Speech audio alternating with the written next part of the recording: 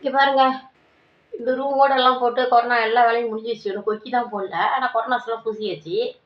இதே பாருங்க, இந்த ஒரு ரூம் அடிக்கிறதுக்கு ஆளுங்க வந்து ஒரு 1000 ரூபா 1200 கேட்டாங்க ஃப்ரெண்ட்ஸ் ஒரு ரூமுக்கு.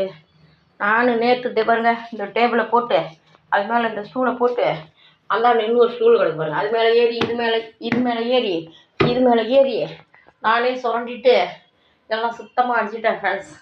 நல்லா இருக்கா இந்த ரூமு? பெயிண்ட் அடிச்சது அது கொஞ்சம் முடியலன்னு சொல்லிட்டு கீழே கொஞ்சம் பெண்டிங் விட்ருக்கேன். இன்னைக்கு முடிச்சிருவேன். ரொம்ப ஆளுங்கள்லாம் ரொம்ப மனிதத்தன்மை இல்லாமல் சம்பளம் கேட்குறாங்க. நேற்று இந்த ஒர்க்கு வந்து நான் ஒரு 2.5 மணி நேரம் பார்த்துருக்கேன் ஃப்ரெண்ட்ஸ். இது வந்து ஒரு நாள் ஆகும்னு சொல்கிறாங்க ஆளுங்க. நான் வேணாலும் அதே மாதிரி சுரண்டி எடுத்துருக்கேன்னா அந்த பீஸை உங்கள்கிட்ட காட்டுற பாருங்க. பாருங்க, இவ்வளவும் அரைவாளி, இவ்வளவும் அதில் நோண்டி எடுத்தது தான். பழைய பெயிண்டுங்களை நோண்டி எடுத்து கூட்டி அள்ளி இதில் குத்திட்டு பெயிண்ட் அடித்து முடிச்சாச்சு. எப்படி இருக்குது எங்கள் வீடு பெயிண்ட் ஒர்க்கு?